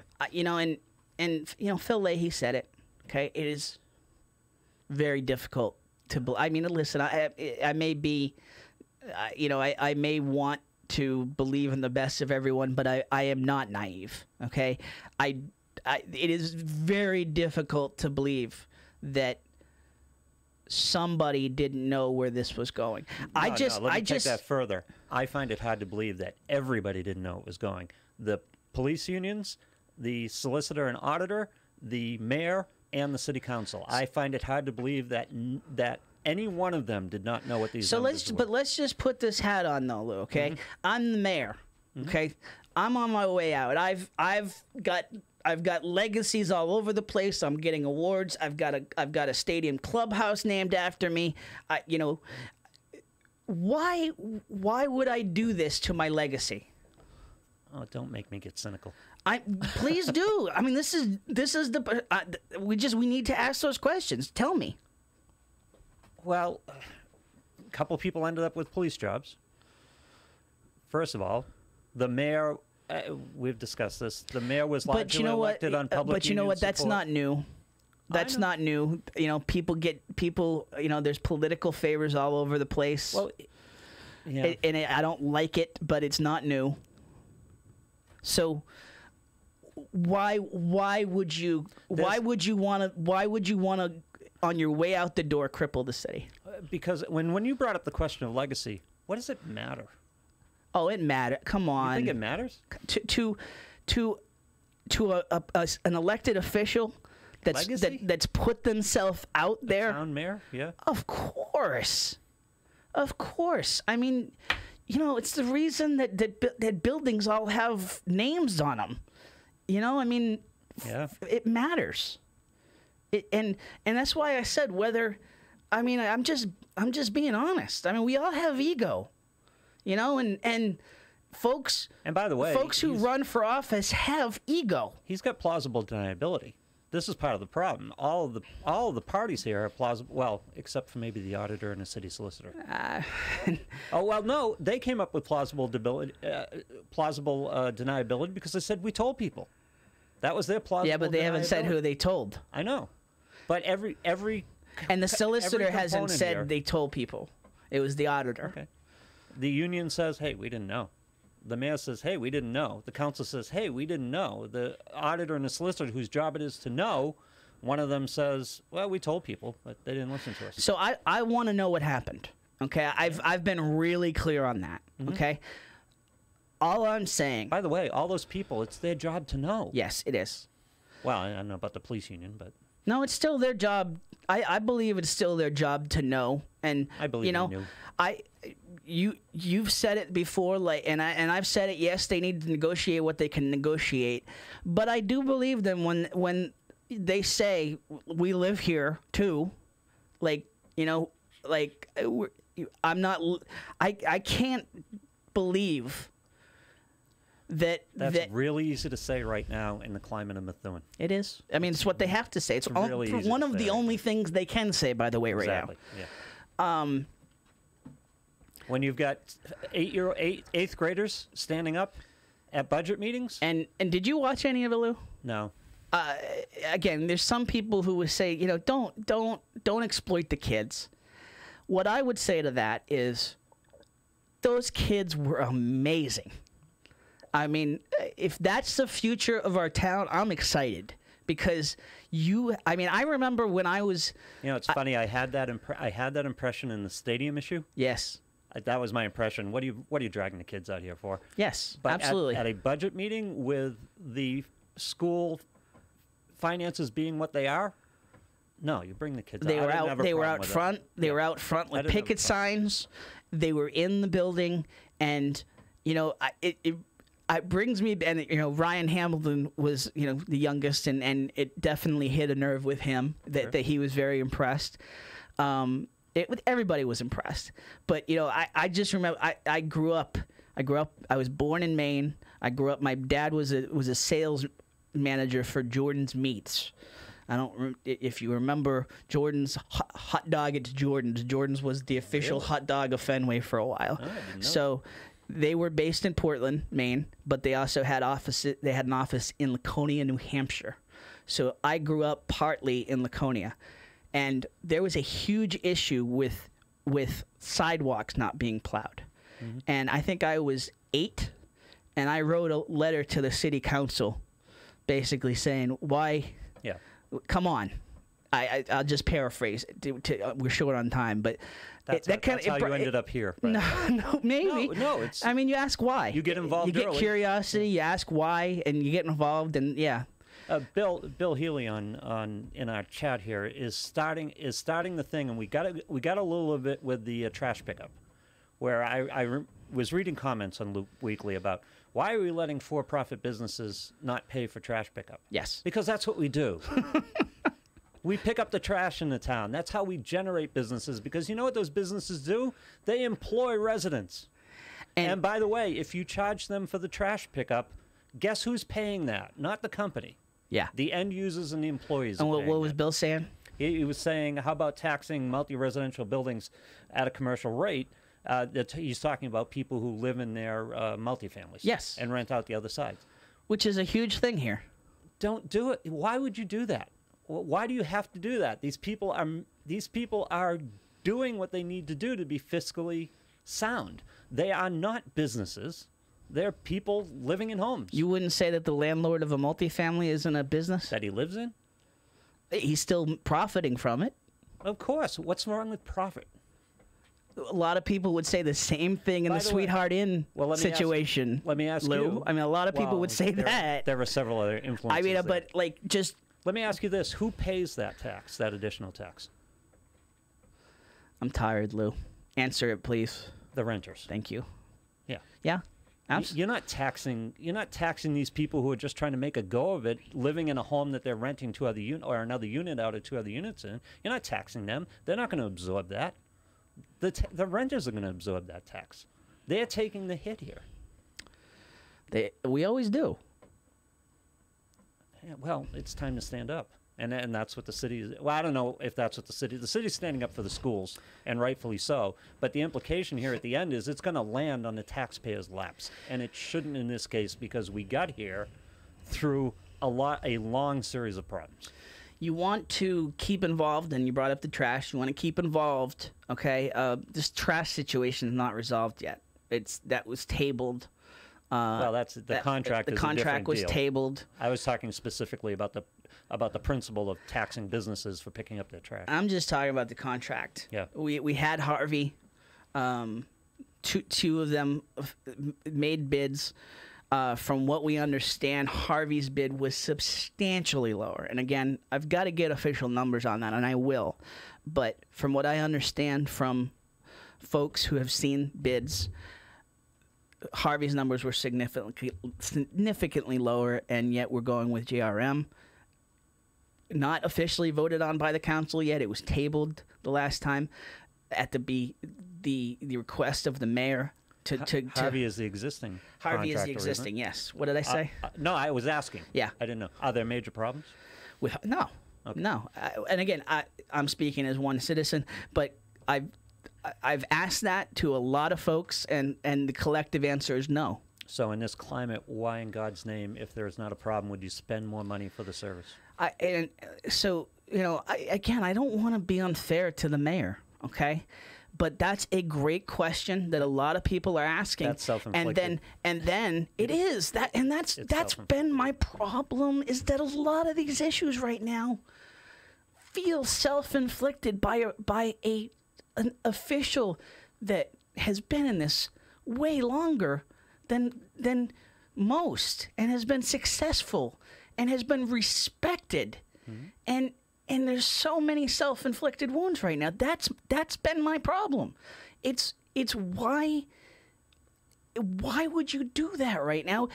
So that's where we ask why, and coincidentally, and again, not the only company that's made has made campaign contributions and ended up getting contracts. I mean, it's not a new practice, but in this case, you have a company who hasn't done anything wrong, whose bid is apparently lower, and then you have this lingering out there that there was a campaign contribution to Jajuga's campaign from the company that he wants to go with.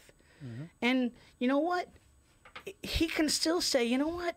So what? I want to go with JRM. I'm the mayor. It's my decision. And that's his right. But it's our right to question, too. That's. I was going to ask you about the council going line item and going through and saying we don't want this and we want this. Do they have the final say in this? It comes down to the mayor in the end, doesn't it? No. No, it doesn't. The council can line item. Yes, they can. Oh, okay. Now, this was a large part of the debate last night. Okay, was can they go? Should they go specifically line by line when it comes to personnel positions? So the Because there are previous council- collective bargaining in place that you can't cut people. Yeah. So there are fixed, quote unquote, fixed costs. yes, and unions and unions in place for just about every job in the city other than department heads. Contracts you have to honor. You have to have a certain amount of manpower. You have to have a. Now the way around, not around, but the way that legally you do this, and that's where they came to last night, was you make those cuts to the total number that's being requested within a specific budget item. You know, like personal services usually covers the personnel positions. Right. So you make the cut to the personnel services line, and then in the middle of the discussion, you can justify it by saying, you know, hypothetically, I would like to see this number cut by this number. At the end of the day, it's then on to the mayor and the department heads to take that collective number and maneuver that number how they see fit within each budget item. So within the restrictions of the contract, I would imagine. Yes. So Yeah. so for instance, you know, it was said last night that the ask of what the chief of staff, they asked for about 98, and the council rolled it back to 79, I believe. I think 79,370. I don't have it in front of me. 79,379, I think, something like that.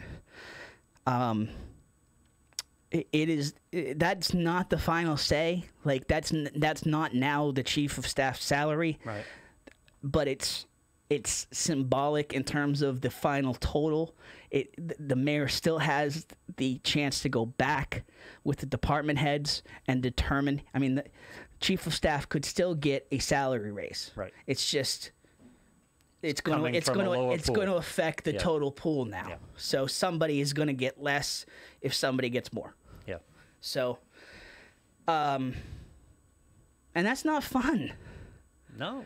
That's not fun. It's not fun to watch. You know, I wrote the article and I put those numbers out there. But there are different levels. For example, you're talking about a chief of staff position, which is a transient position. That's I'm tired. That's a big word. Transient. Chief of staff's going to be there with the mayor, and then he's going to leave. Thank you. Yes, he is. You are correct, sir. An educator, even a police officer, a firefighter is not. When you become an educator, you become an educator for a career. Yes.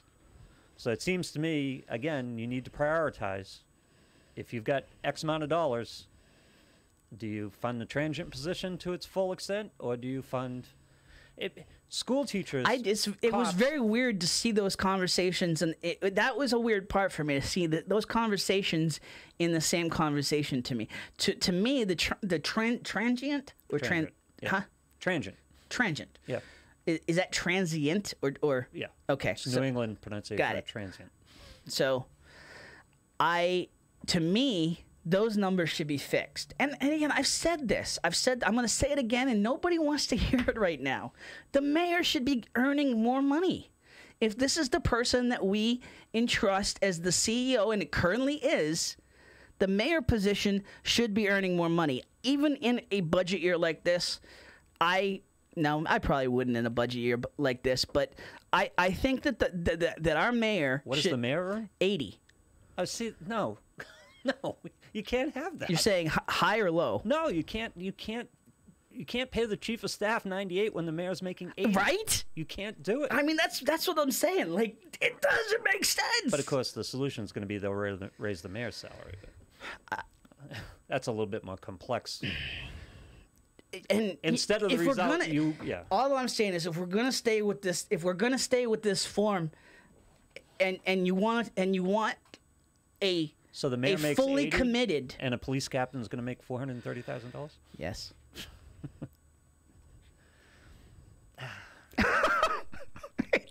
doesn't. And you're going to tell Hello. you're going to tell an 8th grader that she can't play softball without $300 coming from her parents? And by the way, is that the discussion you're going to have? By the way, I want to say this too. Okay, hard cuts to make. I can't say that enough. You know, I what I was starting to say. I put the budget numbers in the paper in the last edition and in the June 5th issue, in terms of what the salaries are now, what's being asked for, and you know, I put like the highest raise percentages, and then I put the new positions and the new line items, the new one-time asks, and it's okay. Like, that's what I should do, as in terms of informing. I will say this: sitting there at the budget workshops, hearing specific people behind these positions make pleas for the positions, that got a lot harder for me. Yeah. I mean, you know, the mayor's salary is part of the structure of the city. I don't know if it's a charter item, but it's a determination by the city that the chief executive of the city should make this much. So if the most important officer in the city should make this much, that's the balance point. How can a chief of staff make 98? How can you pay any other employee? I mean, I understand with education reform, superintendents, chiefs of police, that type of thing, they end up making more money because that's a competitive situation that's been set up by legislation. But it's crazy. It's just nuts. Again, I do not. If somebody wants to call in to discuss this, please do. And Charlie, I see that you called my number a couple times. If I think we've got to go for now. Yeah. But I definitely want to get you on next time. Fortunately, we're back next week. We are, you know, there's somebody. One of my friends texted me saying that the Attorney General and the state representative are meeting with the mayor and the superintendent right now. Now that may be an outgrowth of an event that was scheduled this morning, and the Attorney General, Maura Healey, she is in town, okay, for an event at Marsh Grammar surrounding a program. I think it's called Project Here. That is focused on the opioid epidemic and how middle schools can impact change. Otherwise known as the Maura Healey Campaign for Governor. Yeah. Sorry. I mean, if you're gonna pick something, it's pretty good to pick right now. Yeah. So yes, I don't know if that's specific. We've been on the air while you know, that event happened at 11 a.m. I have a reporter there, but so yes, the Attorney General is in town. The state representatives are in town. Maybe they were all at the event. Yeah. Now, maybe innocent, maybe not, maybe a mixture of the two. Would I think that maybe a conversation and a meeting happened? I would hope so. I don't know if that's the truth, but I would hope that, given that everybody was in the same proximity, maybe some things came up. Maybe. But at the same time, we're still waiting for the results of Martha Coakley's investigation into Willie Lantigua, who paid $3 million to pave roads. And when did that happen? That was 4 or 5 years ago. And you know, I did. Martha Coakley's working for DraftKings now, so I did ask. Oh wow, she's gonna get paid. Yeah. Oh, yeah. I did ask the question yesterday. In after the interview with Zanni, and in the middle of all this, I did call and ask once again with the Attorney General's office, hypothetically, because they don't want to discuss specific complaints or investigations. Yeah. I asked hypothetically, what is the average timetable of an investigation? Because a lot of folks are saying, let's make a complaint to the AG or the OIG, and maybe that can get resolved before we have to vote on the budget. Well, that depends. That depends. That's not going to happen No. before June 30th. No, that depends on whether they're investigating a Democrat or a Republican. But Good point. But no, God, it's you are cynical. I am cynical. It's not the time for the Attorney General to get involved because the situation isn't resolved. If you're talking about the police contract situation, which is the only thing I would think the Attorney General would be interested in, we don't know how big a problem it is yet. Yes. Because we haven't done a budget. So, a couple things. First, and again, I still feel no matter what happens with the budget and what happens with the police unions, this has to be figured out. What happened has to be figured out. I can't. You can say that every other sentence if you want. We can't say it enough. Yeah. I mean, and it's just, it's got to be pounded into people's head. It can't. I know the former mayor wants to move on and move the city forward, and we all do. But by the same token, this has to be straightened out. I think that I felt like he's a lot more realistic to understand that something will be looked at here. Now, I hope. He doesn't feel like he needs a lawyer, and if so that's where he's at. Yeah. But there seems to be this movement to just, all right, let's deal with the budget and let this go. No. The police didn't know what was happening, so they're giving it back. Let's just let it go. I don't think he can. I really don't think he can. I mean, listen, again, I'm going on one night. I believed that in getting to know the dynamics of the council and the people involved between the veterans and the newcomers like Jessica Finicaro, who by the way, again, asked very good questions last night. Jim McCarty asked very good questions. Steve Saba, Una Ziegler, the aforementioned MVP of the night in my mind. And by the way, I am going to write a winners and losers of night one column because there were plenty. But Ryan Hamilton, they all asked good questions. And going on this one night, I am inclined to believe that they are not going to let this go. Okay. Now that might be a reach.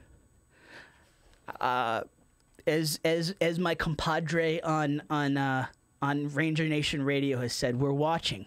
Yep. We want to believe in you. We're watching. It needs to be consistent through the process. One night doesn't make, so let's Monday night at 6 p.m. is the next deliberation.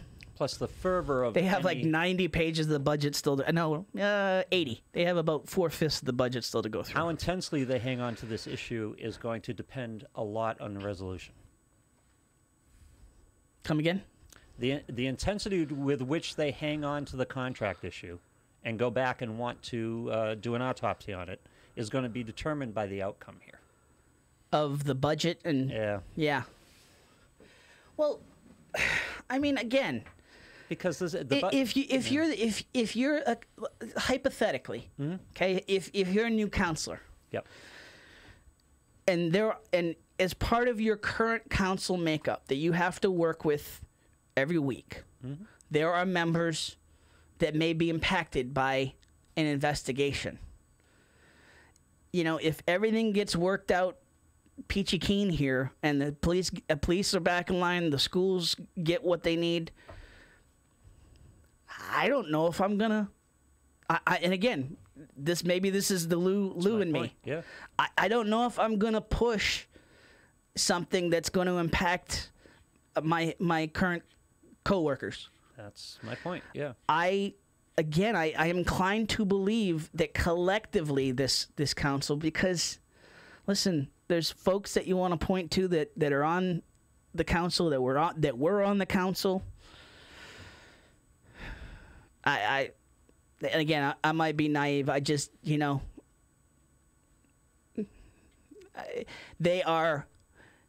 make $5,000 a year, I think, a stipend. Yeah.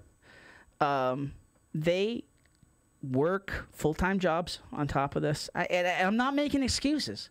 I'm just saying. It's the reality. I am just saying that there is room in that reality for a concept that they did not see this in that the counselors did not see this in the contract. That's all I'm saying.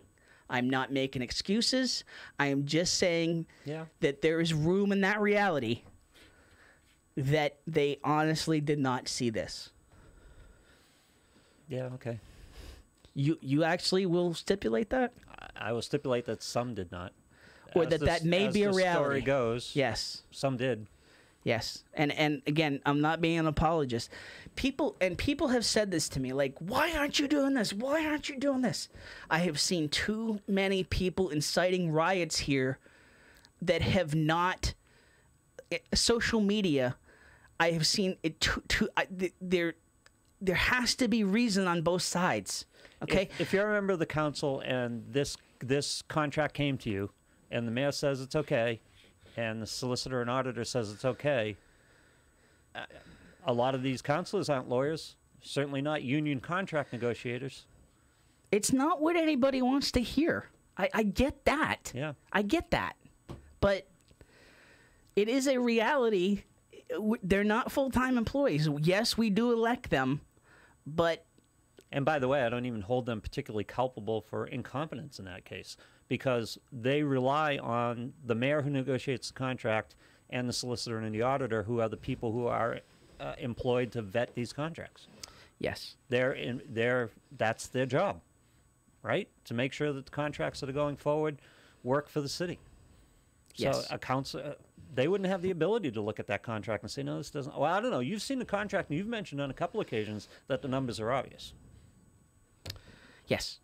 Okay. Now, but I've also said this. I knew what I was looking for. Okay, fair enough. Yep. You know, I had a heads up. I wasn't told specifically what section and article to look at, but I had a heads up that something wasn't. Okay. Something wasn't spelling right. So yeah, there's that. Two things. As we got to get out of here, and again, Lou, huge thanks to you. Just a huge thanks. This is talk radio. Huge thank you to the folks. In the middle of all this budget stuff and the last couple of issues, I have not really had time to thank people on our Facebook for putting us over 1,000 likes. And we not only went over 1,000, we're now up to 1,100, which, huge thank you. And we are going to do something to thank you. Mark Ray came up with a good idea. Yeah? He says, listen, if you're going to go over it line by line, what do you need department heads for? You could save a little money that way. You got to manage it throughout the year. Who's running the shop then? He's being semi-facetious, but I mean, there's a point to be made is if the city council has to go through a department's budget line item by line item, something's going on with the department head too. I mean, the department heads are being cut here. Yeah, they are. Yep. I mean, the city clerk's position already was. Now, Tom Kelly has said that he is retiring in what I believe it would be 11.3 weeks now. So the discussion was had in the budget line to roll that salary back. It's up over. I don't have the numbers in front of me, but they rolled the city clerk position way back at a starting rate. Yeah. That should still attract people, but it's not going to be cushy. Right. It's we're going to have to earn money, and so that's a department that got hit in discussion and the chief of staff is a department head that already got hit.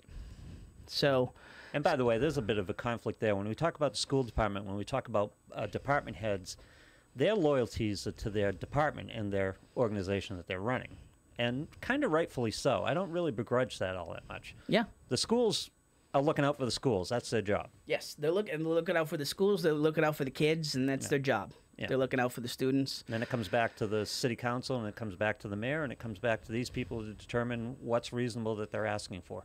Their job is to do their job. Yes. And tell you what they need to do it. Two things on a lighter note. I put this out on Facebook last night. It was very amusing. At the end of each department discussion, and again, it was a rough night. It's a rough discussion. So I'm not trying to make light of it. But if you watched it, and when I made this comment, a lot of people said, yeah, Jennifer Canan would ask Tom Kelly, okay, Tom, what's the number, after they went through everything.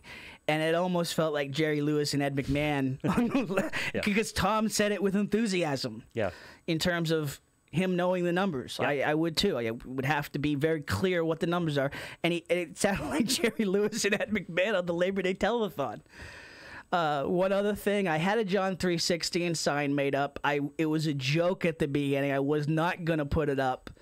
But, for those who understand it from sporting events, I still don't understand why it became so popular at sporting events. But, with this sideshow circus that was happening at the beginning, I almost held it up. That's not, and that's not, it's not me to do as a media member. It's like clapping in the press box, and it wasn't a place for humor either, because again, as you said, it was a tough discussion. It's levity. It was not a place for humor, but, yeah, it wasn't. You're right. Thanks, Lou. Thanks for Hey, you made the call. Putting a damper on that. There may be a point where it's useful. That's my bad. If you agree with Lou, slap me on Facebook. I'm sorry. Hey, thank you for watching this. We're on demand all throughout the week. It will be on loopweekly.com later today. You can see it on Twitter, on YouTube as well. Thank you for watching. Thank you to former Mayor Stephen Zanni for joining us. Thank you to Lou for going way over today with me. Like I said, Firehorse. It's good talk radio. There you go. Yeah.